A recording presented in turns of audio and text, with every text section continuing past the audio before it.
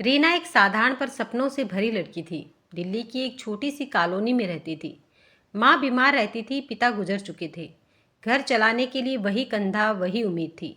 रीना शहर के एक बड़े डिज़ाइन हाउस में काम करती थी। मेहनती थी, ईमानदार थी और अपने काम के लिए जानी जाती थी। लेकिन दुनिया हमेशा मेहनत का सही मूल्य नहीं देती। कंपनी का मालिक विक्रम, बाहरी रूप से बेहद सभ्य दिखने वाला पर अंदर से लालची, सत्ता का भूखा और औरतों को सिर्फ एक वस्तु समझने वाला आदमी था। रीना अक्सर उसकी नज़रों को महसूस करती, पर उसे यही लगता शायद मैं ही ज़्यादा सोच रही हूँ। लेकिन वह सिर्फ सोच नहीं थी, वह तूफान था जो धीरे धीरे उसके जीवन की दीवारें गिराने वाला था।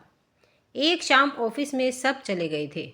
रीना को देर तक एक प्रोजेक्ट पूरा करना था। विक्रम वहीं आकर खड़ा हो गया। उसकी नज़रें रीना की गर्दन पर टिकी हुई थी।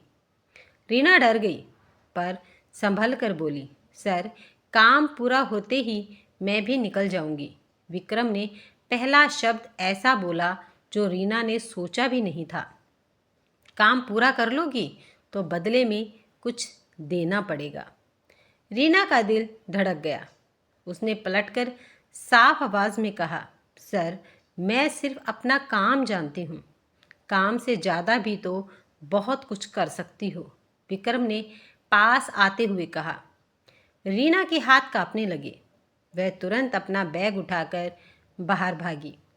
उसकी सांसें तेज थी, आंखें डर से नम। उस रात उसने दुनिया से कुछ नहीं कहा, बस खुद से कहा, मेरे शरीर पर सिर्फ मेरा हक है, किसी और का नहीं। अगले कुछ महीनों में विक्रम ने उसका ऑफिस में जीना मुश्किल कर दिया था। उसके प्रोजेक्ट रोक दिए जाते, उसे छोटी छोटी गलतियों पर झूठे आरोप लगाए जाते, मीटिंग में बेइज्जत किया जाता।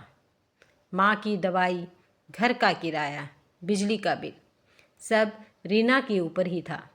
नौकरी छोड़े तो भूख आएगी, नौकरी रखे तो डर खा जाएगा। उसके भीतर हर दिन एक घुटन बढ़ती जाती। अकेले कमरे में बैठकर वह अपने ही शरीर को छूकर सोचती, आखिर मेरा शरीर किसी की कमज़ोरी क्यों है? क्यों मेरी चुप्पी को मेरी सहमति समझ लिया जाता है? वह कई रातों तक सो नहीं पाती, कभी रोती, कभी खुद को समझाती। लेकिन डर इंसान को तोड़ता भी है और बनाता भी है। एक दिन विक्रम ने उसे मीटिंग के नाम पर अपने कैबिन में बुला लिया। कमरे में सिर्फ वही था और दरवाजे को अंदर से बंद करके खड़ा हो गया।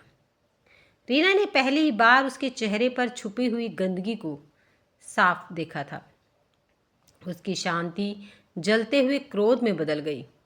मेरी हिम्मत मत आजमाओ, विक्रम ने उसकी तरफ हाथ बढ़ाते हुए कहा। रीना ने बिना सोचे, बिना डर के पहली बार उसे जोर से धक्का मारा। मेरे शरीर पर मेरा हक है, वह दहाड़ उठी, और तुम्हारी हरकतों का हिसाब तुम दोगे। वह कैबिन से बाहर निकल गई। उसकी सांसें तेज, पर उसकी आंखें अब डर की नहीं, जागृत आग की थी। उसके कदम आज भारी नहीं, बल्कि पहाड़ को धकेल देने की ताकत रखते थे। उस रात रीना ने पहला साहसी फैसला लिया। वह सीधे महिला आयोग पहुंची। वहां उसने सब बताकर शिकायत दर्ज करवा दी। अगले दिन उसे नौकरी छोड़ दी, लेकिन जाते जाते कंपनी के 12 लोगों के सामने कहा, आज मैं जा रही हूँ, लेकिन मेरी चुप्पी नहीं जाएगी। जो मेरे साथ हुआ है उसकी वसूली मैं कानून से करके रहूँगी। लोग हैरान थे, कुछ शर्मिंदा, कुछ उसके साहस से प्रभावित। विक्रम ने उसे धमकी भी दी, तुम मुझे नहीं गिरा सकती हो, मैंने बहुत लोगों को खरीद के रखा है। रीना ने मुस्कुराकर कहा, तुम्हारे जैसे लोग पद से गिरते नहीं हैं, अपनी गंदगी से ही गिर जाते हैं।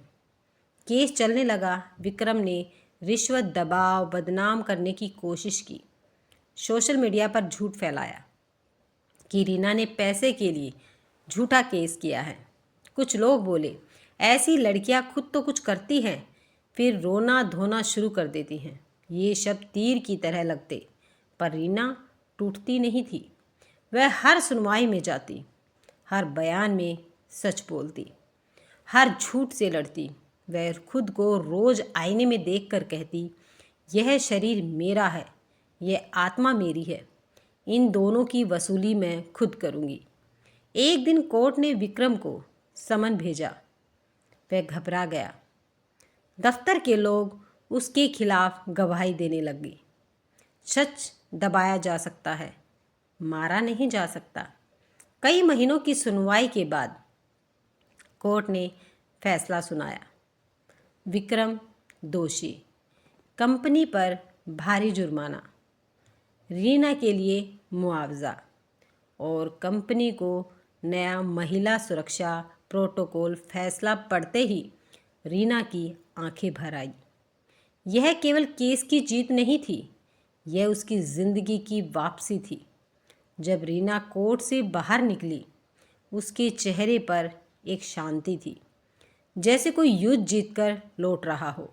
लेकिन असली वसूली पैसे या जीत नहीं थी, वह था अपने शरीर पर दोबारा अधिकार, अपनी आवाज़ का लौट आना, न्याय प्रणाली पर विश्वास।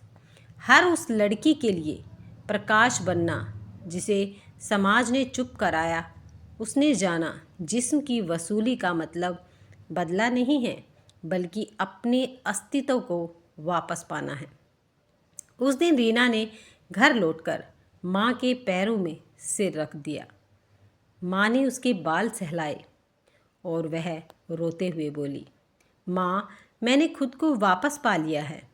रीना बाद में एक एनजीओ में काम करने लगी, जहाँ वह उन लड़कियों की मदद करती जो उसके जैसे संघर्ष से गुजरती थी।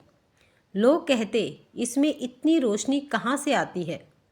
वह मुस्कुरा कर कहती, मैं एक बार टूट चुकी हूँ, फिर दोबारा बनी हूँ। जो दोबारा बनता है वह पहले से ज़्यादा मजबूत होता है। रीना ने अपने जिस्म की वसूली इस तरह की कि उसने अपने शरीर, अपने सम्मान, अपने अधिकार और अपनी आत्मा पर दोबारा हक पाया। वह टूटी नहीं, वह उठी और उठकर दुनिया को दिखा दिया कि औरत का शरीर उसकी कमज़ोरी नहीं, उसकी शक्ति है। अगर आपको ये कहानी पसंद आई है तो वीडियो को लाइक, शेयर और चैनल को सब्सक्राइब करना मत भूलिएगा। मिलते हैं नेक्स्ट वीडियो में। तब तक खुश रहें, मस्त रहें और स्वस्थ रहें।